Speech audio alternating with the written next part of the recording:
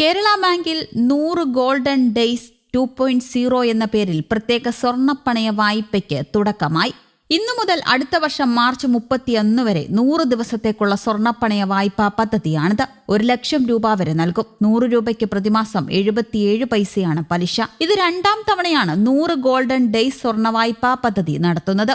ഈ വർഷം ഒക്ടോബറിൽ നടത്തിയ പദ്ധതിയിലൂടെ 2701 കോടി രൂപയുടെ ബിസിനസ്സാണ് കിട്ടിയത്.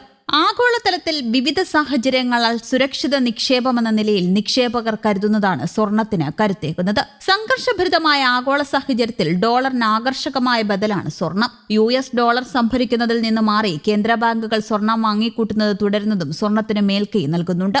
ആഭ്യന്തര വിപണിയിൽ ആഭരണങ്ങളുടെ ഡിമാൻഡിൽ ചെറിയ ഇടിവുണ്ടെങ്കിലും സ്വർണത്തിൽ നിക്ഷേപിക്കാൻ ആളുകൾ താൽപര്യം കൂട്ടുന്നുണ്ട്. ഉത്സവകാലം ആഭരണം എന്നതിലുപരി സാമ്പത്തിക ആസ്തിയാണെന്ന തിരിച്ചറിവിൽ സ്വർണ്ണ നാണയങ്ങളും സ്വർണ്ണക്കട്ടികളും ETF-കളും നിക്ഷേപകർ വാങ്ങുന്നുണ്ട്.